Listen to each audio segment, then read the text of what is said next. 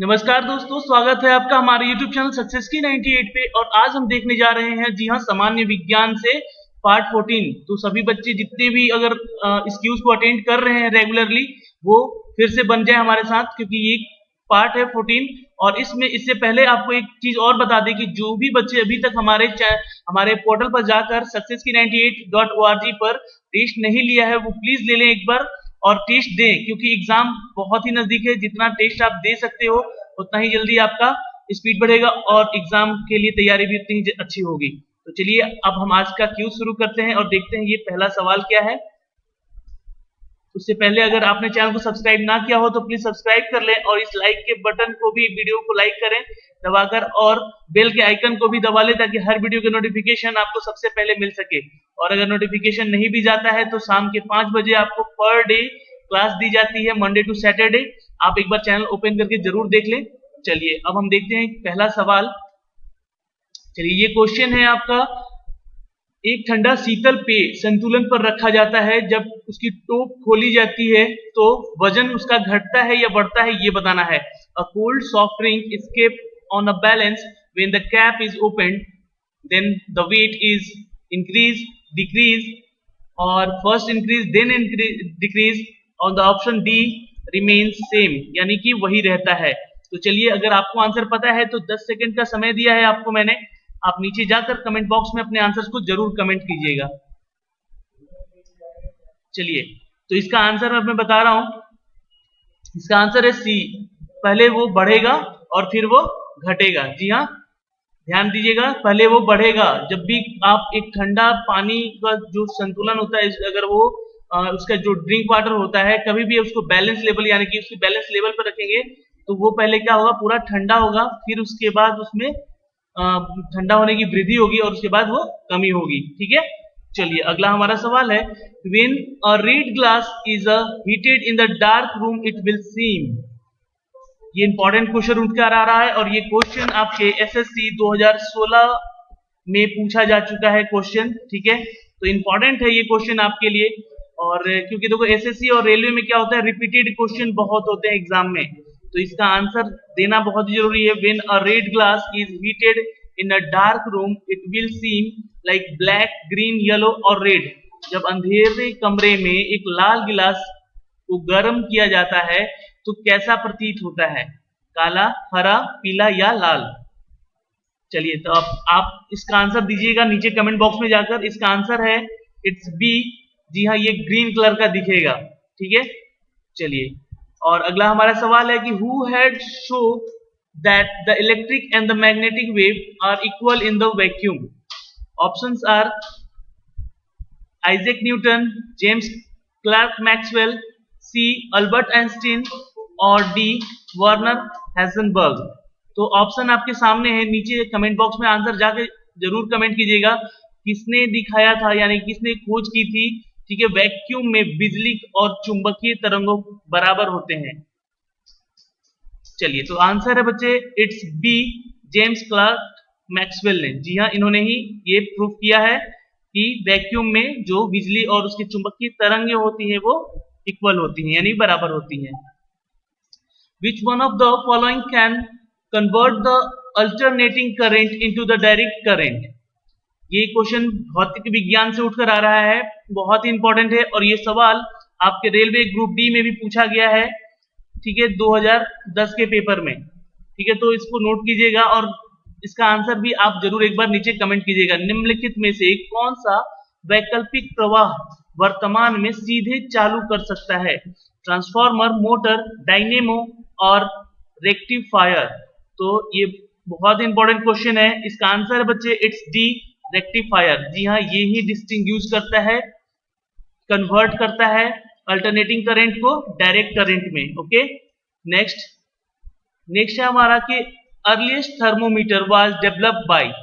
जो सबसे पुराना थर्मामीटर है वो विकसित किया गया था किस चीज के लिए, ठीक है, सेल्सियस के लिए, फॉरेनहाइट या केल्विन या गैलीलियो।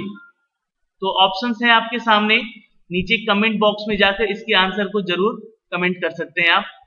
तो आंसर है बच्चे इट्स डी, गैलीलियो ने इसे डेवलप किया था। ठीक है, और ये थर्मोमीटर किस लिए यूज होता है, आप सभी को बता दें कि किसी भी तापमान को मापने के लिए, यानी कि किसी भी हीट को मापने के लिए हम थर्मामीटर का यूज करते हैं।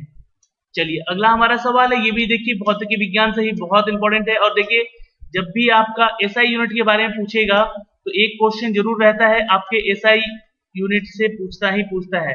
इसलिए जितने भी अगर बच्चे वीडियो देख रहे हैं उनको मैं बताना चाहता हूं कि एसआई यूनिट से रिलेटेड जितने भी क्वेश्चन हैं वो फिजिक्स का एक बार जरूर पढ़ के जाएंगे एग्जाम में, वहां से एटलीस्ट 1 नंबर का तो क्वेश्चन आपको बनेगा ही एग्जाम में। तो तापमान की इकाई एसआई इकाई जो होती है वो क्या होती है, आंसर कीजिए नीचे कमेंट बॉक्स में जाकर आप। चलिए तो केल्विन, सेल्सियस, फ़ारेनहाइट या जूल, तो आंसर है इट्स केल्विन। जी हाँ। चलिए अगला हमारा सवाल है, the correct value of the 0 degree Celsius on the kelvin scale is, options are 273 kelvin, 27.315 kelvin या 275.15 केल्विन या फिर डी 270 केल्विन ओनली।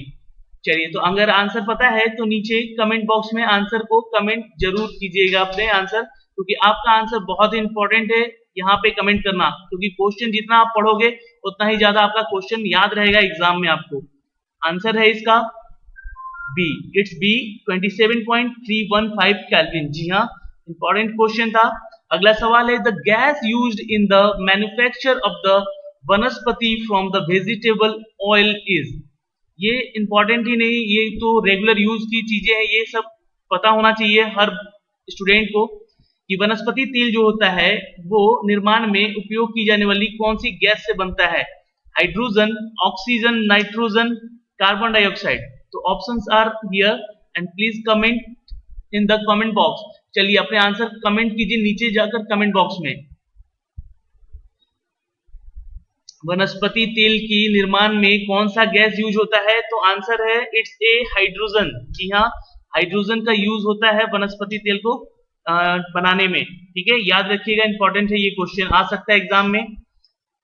अगला सवाल है, the first metal used by man was, मनुष्य द्वारा प्रयुक्त प्रथम धातु जो है जिसका यूज किया गया है, उपयोग किया गया है, वो कौन है, आयरन, कॉपर, गोल्ड या ब्रोंज यानी कि कांस्य जिसे कहते हैं।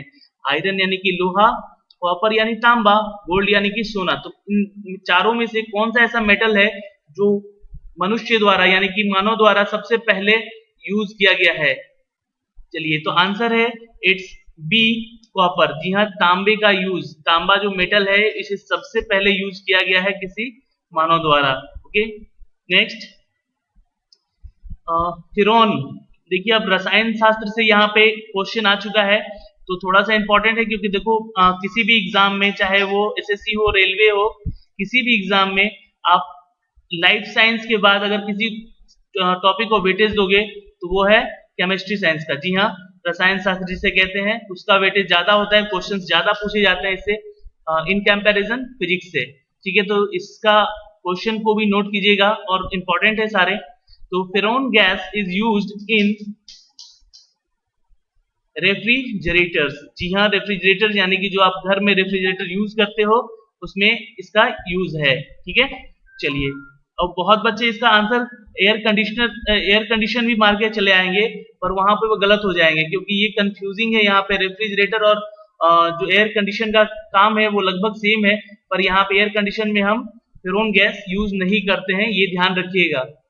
अगला हमारा सवाल है कि साबुन की जो तैयार करते हैं उसकी जो शामिल प्रक्रिया है वो क्या कहलाती है, the preparation of the soap involve in the process is called, तो न्यूट्रलाइजेशन, इलेक्ट्रिफिकेशन, हाइड्रोलिसिस और नन ऑफ दीज।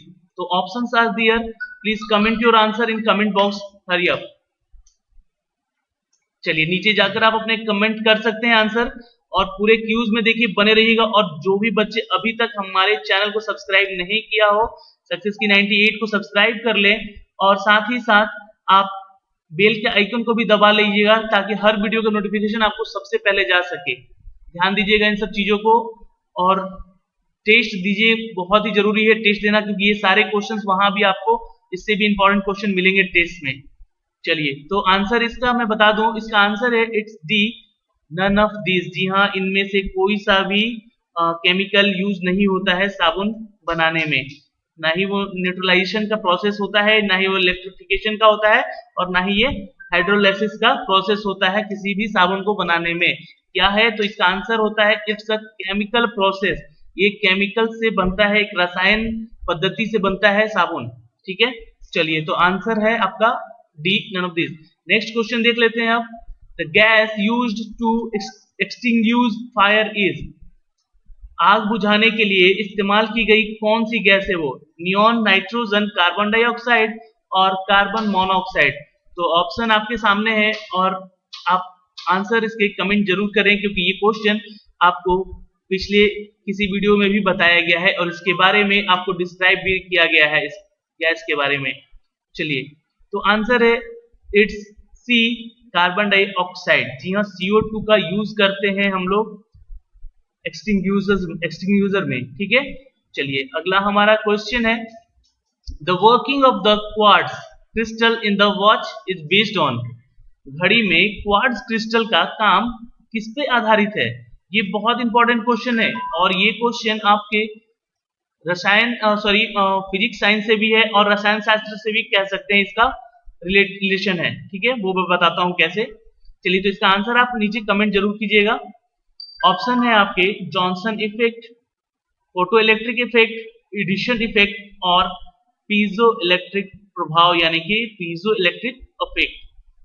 तो चलिए, the working of the quartz crystal is on the piezoelectric effect. जी हाँ, ये इस प्रभाव, पीजो इलेक्ट्रिक इफेक्ट के प्रभाव से जो क्वार्ट्ज क्रिस्टल का होता है वो किसी भी घड़ी में उस आधारित रहता है। जी हाँ, और ये जो क्रिस्टल होता है, जो कि होता है, एक क्रिस्टल क्या है? तो एक रासायनिक प्रक्रिया से बना हुआ धातु है। ठीक है, तो इसलिए मैंने बोला। और क्वार्ट्ज जो है, जो हम लोग घड़ी के बारे में जिसके पढ़ते हैं, अगर इसकी बेसिक सिद्धांत को देखें तो ये फिजिक्स साइंस से ही रिलेट करता है। तो इसलिए ये मैंने बोला कि भौतिकी और रसायन दोनों ही से रिलेटेड है ये सवाल। ठीक है, चलिए, अगला हमारा इसी के साथ सवाल देखते हैं कि in which of the following activities silicon carbide is used, निम्नलिखित में से किस गतिविधि में सिलिकॉन कार्बाइड का उपयोग किया जाता है? तो ऑप्शंस आपके सामने हैं, नीचे कमेंट जरूर कीजिएगा आंसर, क्योंकि ये बहुत इंपॉर्टेंट है और ये क्वेश्चन अभी एग्जाम में आ सकता है आपके। ठीक है, तो ऑप्शन है सीमेंट और ग्लास को बनाना, पानी और तालाब के कीटाणु शोधन, मूर्तियों के लिए जाति बनाना, सॉरी जाति यहाँ पे इट्स मेन, यहाँ पे कास्ट को यहाँ पे जाति लिख दिया है, यहाँ पे थोड़ा सा मिस्टेक है ये। मूर्तियों के लिए स्टैचू, यानी कि making a cast for the statue. ठीक है, और बहुत कठिन पदार्थ को काटना, the cutting very hard substances. तो ऑप्शन सामने है, नीचे कमेंट जरूर कीजिएगा इसके जाकर। चलिए, in which of the following activities silicon carbide is used, तो आंसर है the it's cutting very hard substances. जी हाँ, सिलिकॉन कार्बाइड का यूज करते हैं हम बहुत ही एक कठिन जो सब्सटेंसेस होते हैं, पदार्थ होते हैं, उनको कट करने के लिए। ठीक है, अगला हमारा सवाल देखते हैं। देखिए, विच of the following is not a mosquito borne disease, इनमें से कौन ऐसा है जो मच्छर पैदा बीमारी नहीं है, यानी कि इनसे मच्छरों से बीमारी पैदा नहीं होती है, वो कौन सा डिजीज है? तो dengue fever, malaria, sleeping sickness या फाइलेरिया। तो आंसर है इट्स सी, स्लीपिंग सिकनेस। जी हाँ, स्लीपिंग सिकनेस इसमें एक ऐसा डिजीज है जो कि मच्छरों के काटने से नहीं फैलता है। ठीक है, बाकी डेंगू, मलेरिया और फाइलेरिया ये तीनों मच्छरों के काटने से ही डिजीज होती है। चलिए, अगला सवाल है in certain amino acid which one of the following elements is found in the addition to carbon, hydrogen, nitrogen and oxygen. तो ऑप्शंस है फास्फोरस, जिंक, कैल्शियम और सल्फर। कुछ अमीनो एसिड जो अमीनो अम्ल होते हैं वो कार्बन, हाइड्रोजन और नाइट्रोजन और ऑक्सीजन के अलावा निम्नलिखित में से कौन सा उनमें एक तत्व पाया जाता है, यानी कि कौन सा एक एलिमेंट पाया जाता है? तो इट्स फास्फोरस, जिंक, कैल्शियम और सल्फर। तो आंसर है बच्चे इट्स डी, सल्फर। जी हाँ, अपने आंसर को मिलाते जाइएगा क्योंकि कितना आप सही कर रहे हो, और लास्ट में कमेंट जरूर कीजिएगा कि आप आउट ऑफ 20 कितने आंसर करेक्ट किए हो, क्योंकि आपका करेक्ट होना जो out of 20 at least 18 to 19 question सही होने चाहिए अगर आप एग्जाम की सही तैयारी में हो तो। चलिए अगला हमारा सवाल है, the compound used in the anti malaria drugs in options aspirin, neophrine, isoprene या क्लोरोक्विन। तो अगर आपको आंसर पता है तो नीचे जरूर कमेंट कीजिएगा कि मलेरिया की जो दवाएं हैं उसका जो अपोजिशन होता है यानी कि जो एंटी ड्रग्स होता है वो इस्तेमाल किस यौगिक में किया जाता है। तो आंसर है इट्स डी, क्लोरोक्विन। जी हाँ, क्लोरोक्विन में इसका यूज होता है एंटी मलेरिया ड्रग्स का। नेक्स्ट है कि विच of the following is skin disease, इनमें से कौन है ऐसा जो त्वचा से रिलेटेड है इसकी रोगों को। ठीक है, निम्नलिखित में से कौन सा ऐसा त्वचा रोग है, कह सकते हैं इसको। तो एनीमिया, प्लेग्रा, ऑस्टियोमलेसिया या रिकेट्स। ठीक है, तो ऑप्शन आपके सामने है। और देखो यहाँ पे जो क्वेश्चंस के हिंदी वर्जन होते हैं, ऐसे बहुत सारे रसायन और बायोलॉजिकल टर्म होते हैं जिसका हिंदी रूपांतरण नहीं है हमारे जीव विज्ञान में, तो उसको एज इट इज वहां पे हमने लिख देते हैं, यहाँ पे लिखा है ऑप्शंस में। तो आंसर है इसका बच्चे इट्स बी, प्लेग्रा। जी हाँ, इनमें से कौन सा त्वचा रोग है, तो जो प्लेग्रा होता है वो एक स्किन डिजीज माना जाता है जिसमें कि व्हाइट कलर के जो धब्बे होते हैं आपके स्किन पे वैसे होने लगते हैं, पूरे आपके शरीर पे फैलता है ये। और ये इसके अगर इलाज जल्दी नहीं की जाए तो ये बहुत ही जल्दी तेजी से फैलता भी है प्लेग्रा, याद रखिएगा। नेक्स्ट है which of the following test helps in the diagnosis of the cancer, निम्नलिखित में से कौन सा परीक्षण कैंसर के निदान में मदद करता है। X ray, urine test, blood test या बायोप्सी टेस्ट। ठीक है, तो ये इंपॉर्टेंट है क्वेश्चन। इसका आंसर देखो, एक्सरे जो होता है अगर आपके बॉडी में किसी कोई भी हड्डी का पार्ट हो बोन्स का, वो अगर टूटे तो उसके लिए यूज होता है। यूरिन टेस्ट जो होता है आपके बॉडी में बहुत सारे जो डिजीज फाउंड करने के लिए इसका टेस्ट किया जाता है। लाइक अगर आपको ब्लड शुगर वगैरह है तो उसमें सबसे पहला आपका टेस्ट यूरिन टेस्ट ही होता है, उसके बाद ब्लड का टेस्ट होता है। और नेक्स्ट है हमारा सी, ब्लड टेस्ट। तो ब्लड टेस्ट में भी बहुत सारे रोगों का ही पता लगाने के लिए होता है। तो यहाँ पे आंसर जो है इसका बायोप्सी टेस्ट होता है, जिससे हमें पता चलता है कि किसी भी व्यक्ति में कैंसर है या नहीं है। ठीक है, ये बहुत ही महंगा टेस्ट होता है। चलिए अगला सवाल है हमारा, द फादर ऑफ एनाटॉमी, शरीर रचना यानी एनाटॉमी जो पार्ट उसको कहते हैं शरीर की रचना का विज्ञान है, एक अलग एक स्टडी है एनाटॉमी का। वो उसके पिता यानी कि उसके खोज उसको डेवलप किसने किया है, उनका नाम बताना है उन साइंटिस्ट का। तो अरिस्टो, एंड्रियास वेसालियस, थियोफ्रस्टू या इनमें से कोई नहीं, यानी कि नन ऑफ दिस। चलिए आपके आंसर नीचे कमेंट कर सकते हैं तो जरूर कीजिएगा। इसका आंसर एनाटॉमी जो जिसके विज्ञान के पिता कहे जाते हैं, शरीर रचना के विज्ञान के पिता जो कहे जाते हैं वो है एंड्रियस वेस्लियस। जी हाँ, आंसर इज बी। तो आज के लिए हमारा ये क्यूज का सेशन यहीं तक था, और साथ ही साथ आपका हमारे साथ बने रहना बहुत ही बहुत धन्यवाद है उसके लिए। और देखिए साथ ही साथ मैं आपको बता दूं, अगर आप एक बार जरूर विजिट कीजिएगा सक्सेस की 98.org पर जाकर, वहां अपने टेस्ट अगर जो बच्चे दे रहे हैं तो उस टेस्ट का जो भी सॉल्यूशन अगर उनको नहीं बनता है तो वो प्लीज डिस्कस कीजिएगा हम सभी से। हम आप सभी के लिए हम लोग सभी यहाँ पे एकत्रित हैं आपके जवाब देने के लिए। ठीक है, और कोई भी प्रॉब्लम इशू होता है यहाँ से तो आप कमेंट करके नीचे बता सकते हैं। तो आज के लिए इतना ही, तब तक के लिए धन्यवाद। मिलते हैं आपसे एक नए वीडियो में।